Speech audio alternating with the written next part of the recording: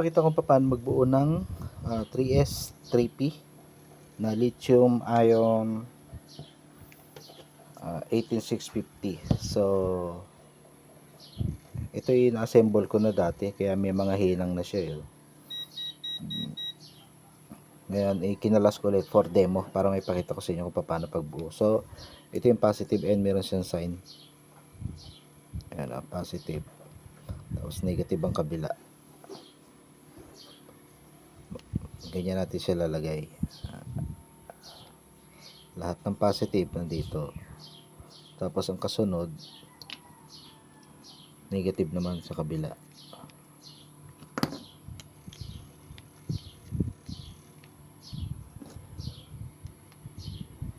Ay, baliktad na nga natin. Tapos sunod, yan, negative, positive, negative ulit yung sa kabila, susunod. Ayan. Tapos ikabit natin yung holder. Ayan. So ganyan na itsura nya. So ang tinatawag na parallel, ito yung part na to. Ayan. Parallel na positive, negative, positive. Ngayon ang susunod naman natin gagawin ay i-connected natin ang lahat ng positive. Ayan.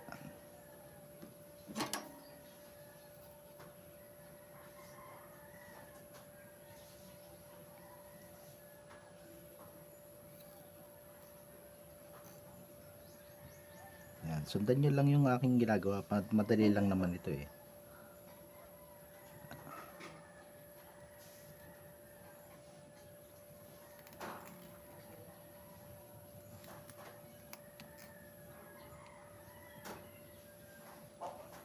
O yun na, connected na lahat ng positive, tapos ito naman negative.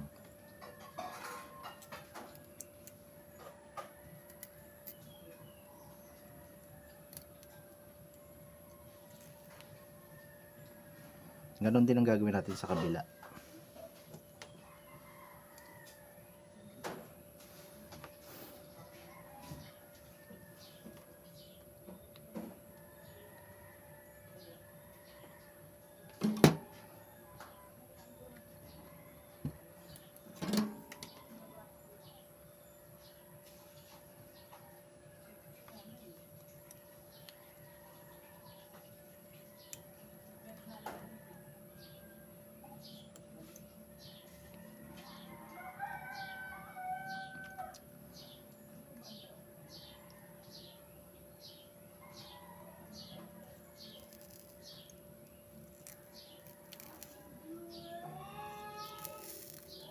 Basta ang tatandaan nyo lang, doon sa mga gustong mag-assemble ng ganito, positive lang ang pagsasamahin nyo at saka negative. Yan, ganyan ang pag-jumper. Huwag nyo siya lalagyan ng ganyang connection kasi sala yon, mali yun.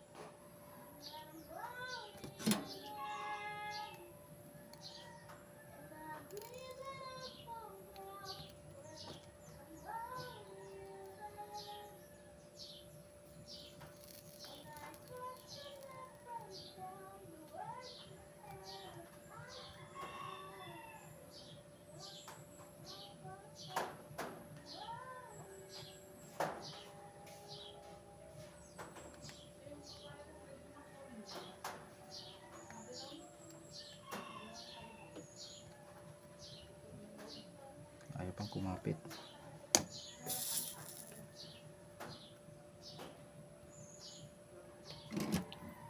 Yan, tapos na siya.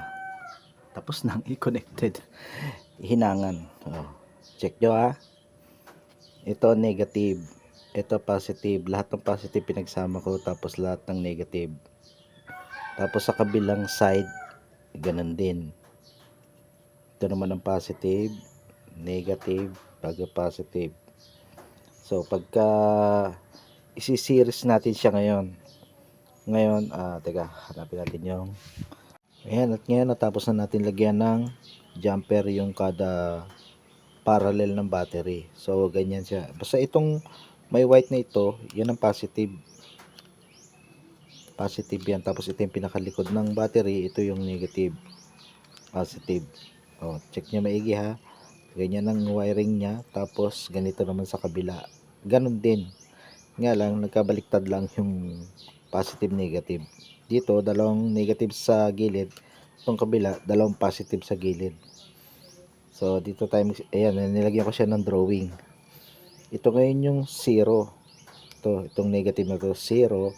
Papasok dito yung kuryente bago dito sa unang positive, idudugtong natin itong unang positive na to dito sa negative. Jumper natin siya dyan.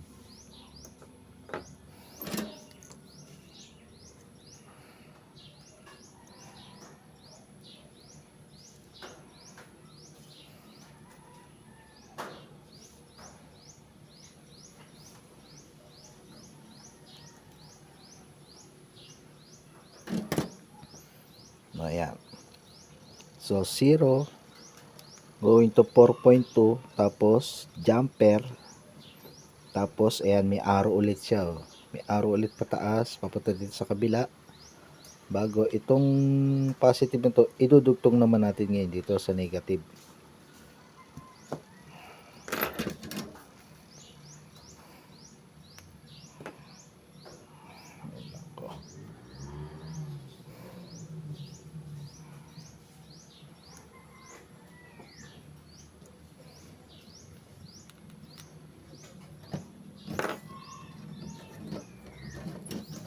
Yan. So, from negative, ito yung pinaka main na negative ha. 0, tapos 4.2, unang positive, papunta sa negative ng pangalawang battery. Tapos yung positive ulit, lalabas dito, papunta naman yung positive sa negative ng pangatlong battery.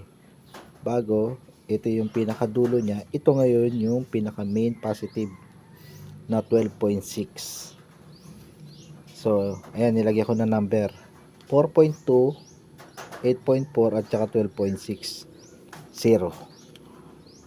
Dito sa BMS, meron siyang number na 4.2, tapos 8.4, tapos 12.6. So, doon natin i-connect yung tatlong yun. 4.2, 8.4 at saka 12.6. Tapos yung 0 dito sa walang number. Yan yung pinaka-negative niya. Bali, ganyan natin siya ikakabit niya. Ganyan. Tapos, itong 0 na to, 0, dito natin ikakabit sa negative. Tapos, yung 4.2, dito sa positive nito. Bago yung 8.4, dito naman sa kabilang positive. Tapos, yung 12.6, dito ulit sa positive. Dulong positive. So, nag-gets nyo na ba? Malinaw na ba? Malinaw na. Okay. Lagyan ko muna ng connection para makita nyo ng mas malinaw.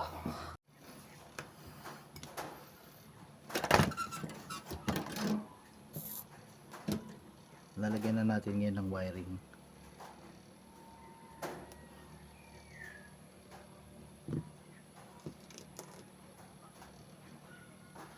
Kanina pa pinahihirapan itong soldering lead na to eh.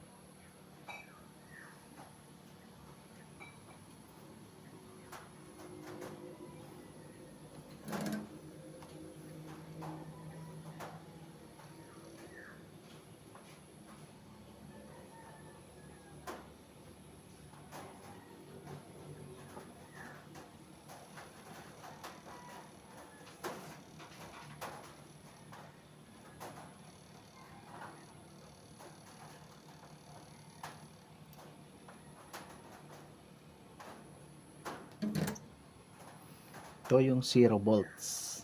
0.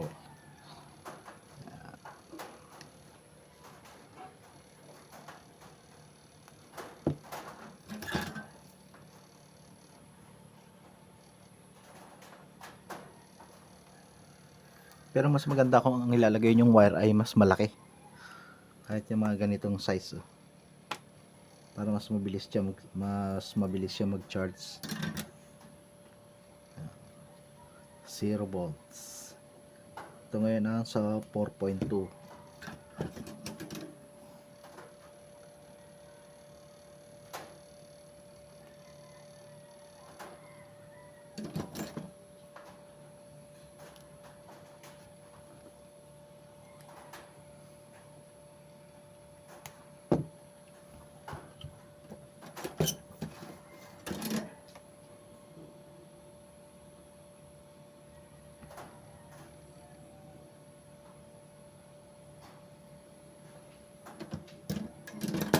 Ganyan lang kasimple mag wiring, magbuo ng 3S na lithium. Ayun.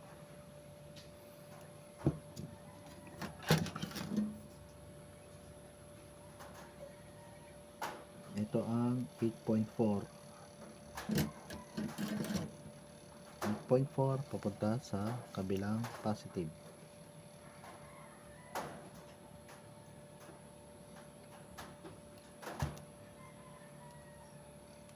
Kahit dito may nyo ikabit o kaya dito, parehas lang yun kasi naka-jumper naman siya eh.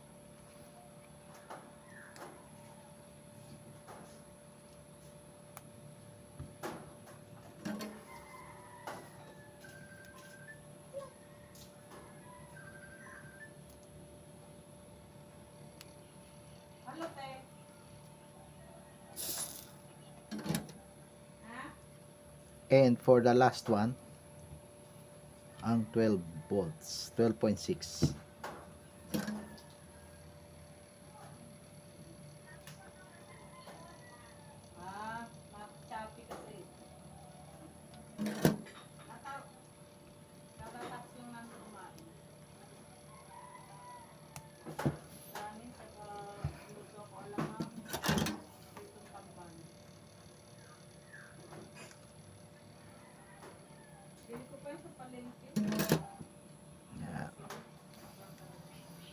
So, ang main na negative ay ito.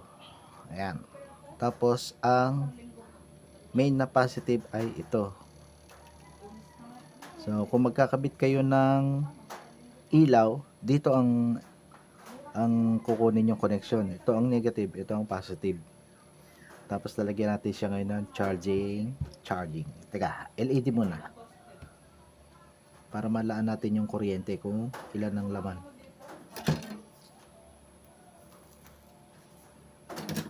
Lagyan natin siya ng LED para ma-monitor natin yung laman niya kung ilan. Makalobat na tong battery ko na to eh.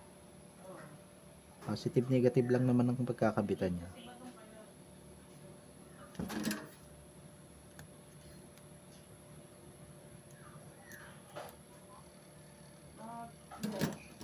Ayan, may reading na agad siya, 12.3. 12.3. Diba? Tapos, ang charging niya ay dito. Yan, dito ang positive, dito ang negative.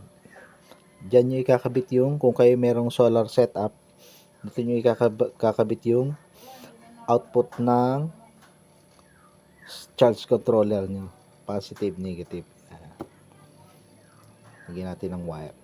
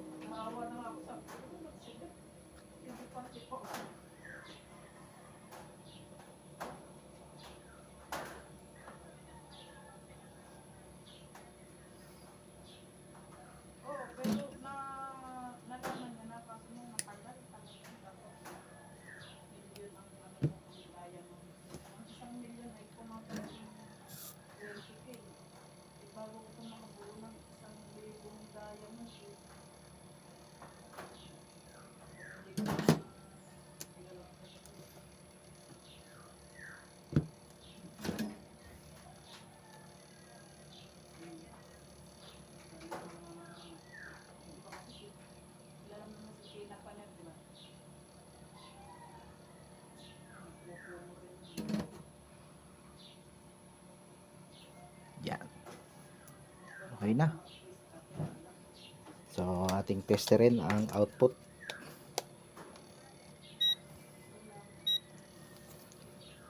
Ang output niya ay